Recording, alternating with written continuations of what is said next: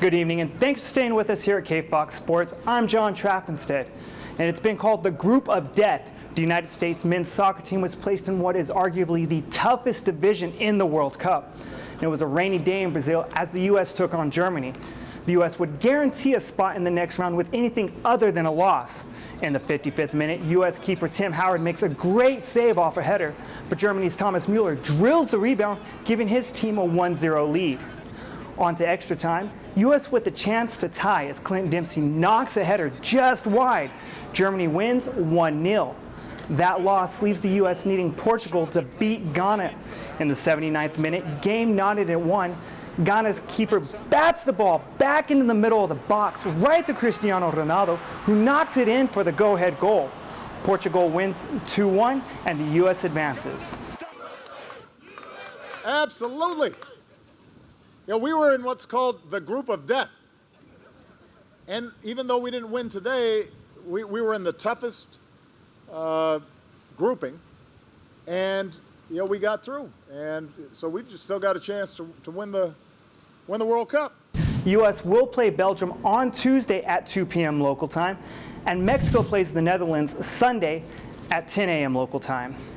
And something was missing from Southwest University Park today, forcing the Chihuahuas to cancel their game.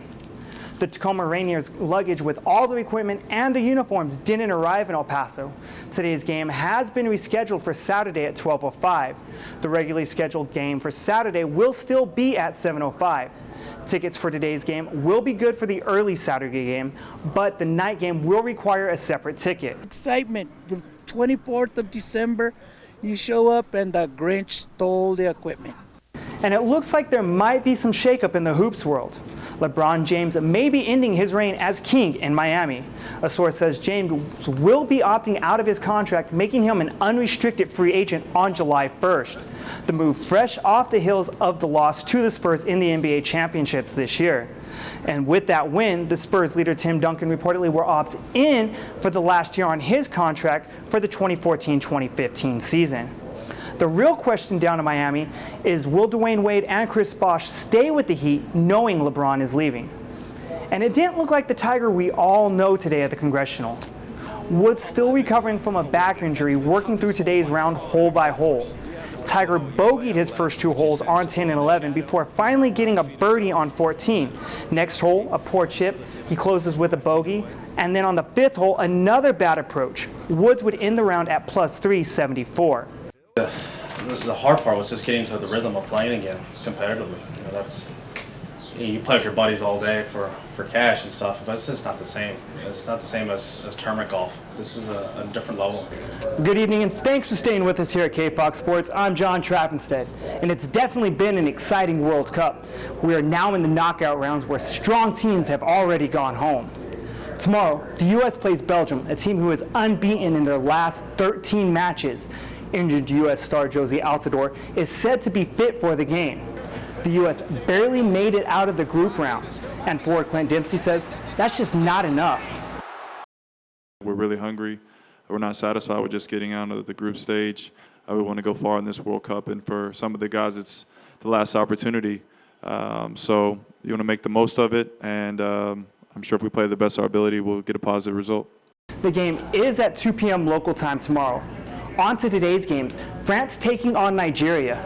Early in the 18th minute, Nigeria plays a beautiful shot, but the flag goes up, no goal. Nigeria offsides. 21st minute, France attacking, blast a shot on goal. Great save by the keeper. France still pushing in the second half, but Nigeria continues to keep the ball out of the net. Finally, in the 78th minute, France able to capitalize and drills the ball for the score. Nigeria unable to even things up, losing 2-0. And the late game saw Germany fighting it out with Algeria. Algeria looking strong early in the game with a quick strike in the 16th minute. And just like in the early game, flag goes up, the point waved off for an offside. 40th minute, Germany blasts the shot. The Algerian keeper deflects it. Germany with the rebound shot, and it stopped again.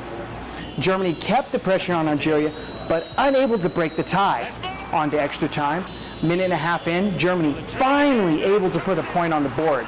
Later in extra time, Germany catches Algeria out of position to take a 2-0 lead. A few seconds later, Algeria able to score, but that wasn't enough. Germany moves on to play France this Friday, the 4th of July at 10 a.m.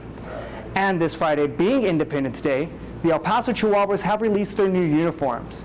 The new era Stars and Stripes jerseys will be worn during the Wednesday and Thursday home games. Major League and Minor League Baseball have worn the patriotic uniforms around the 4th of July since 2008. Both games will feature fireworks after the game. And we're just hours away from some major shakeup in basketball.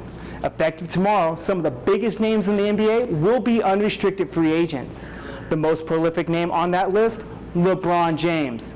According to sources closest to James, his agent is not even entertaining calls from interested teams until tomorrow. Both Dwayne Wade and Chris Bosh are also slated to be unrestricted free agents. The Heat may be able to re-sign all three players if the money is right. And the Nets have struck a deal sending head coach Jason Kidd to Milwaukee. Brooklyn will get 2 future second-round draft picks in exchange for Kidd. Reports say Carmelo Anthony is scheduled to meet up with the Bulls sometime tomorrow. And some people might say baseball is boring, but the LA Dodgers found a way to keep themselves entertained during the game. While sitting in the dugout, Adrian Gonzalez gives Scott Van Slyke a hot foot. Van Slyke smells something before he figures out what's going on. And the team able to have a good old laugh about it. And that'll do it for KFOX Sports tonight. Remember, you can always stay up to date with scores and breaking sports news online at kfoxtv.com and share your opinions on our Facebook and Twitter. John, Erica?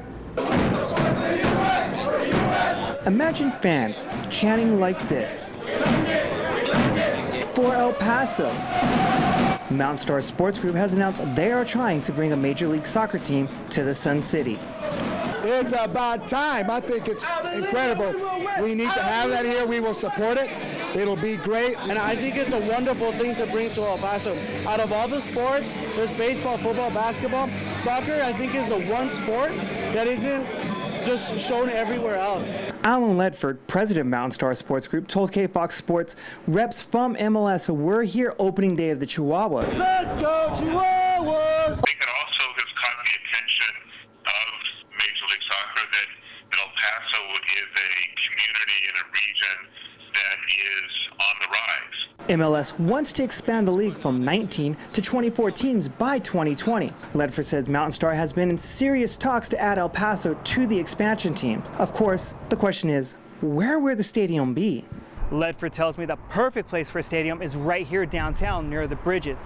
MLS says they also want the stadiums to be soccer specific and seat 18 to 20,000 fans. It certainly makes sense that generally that the stadium is located near the border as it possibly can be. In the meantime, fans will just have to cheer for their favorite team on TV. John Trappenstead, KFOX Sports. Excitement. The 24th of December, you show up and the Grinch stole the equipment. This is the reaction from fans after the El Paso Chihuahuas rescheduled Thursday night's game. The equipment and uniforms for the visiting Tacoma Rainiers didn't make it to the Sun City. We were going down to eat probably about an hour before, and some guys asking if we were going to the game. And we said yes. He said it was canceled. Ken Ortega has his ticket from Thursday and returned today to watch the makeup game. Several fans got the chance to watch a game they would have missed. My son had a baseball game that night as well, so we didn't know that he was going to have a game and the Chihuahuas will have a game at the same time. So it was good that it was postponed for today. Despite many fans returning to today's game, Southwest University Park looked empty. Fans say they didn't notice. It seems okay. The energy seems good. Seems like it's going to be a good event. John Trappenstead, KFOX Sports. I was born and raised in El Paso. Nolan Richardson grew up in El Paso Segundo Barrio, played basketball at Bowie High School, then went on to play at Texas Western. Now, he will be enshrined among the greatest basketball players and coaches in the game. The stars fall together. I know that I might be the only El Pasoan that was born and raised here that's a Hall of Famer.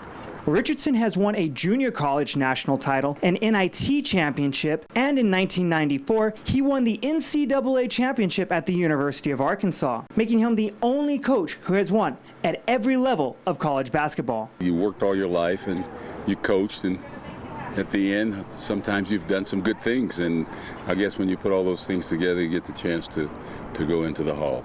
The induction is this August. Richardson joins his college coach, Don the Bear Haskins, in the Hall. There's not very many coaches in the United States that their coach is a Hall of Famer, and they've had a student that have played for them that's also a Hall of Famer.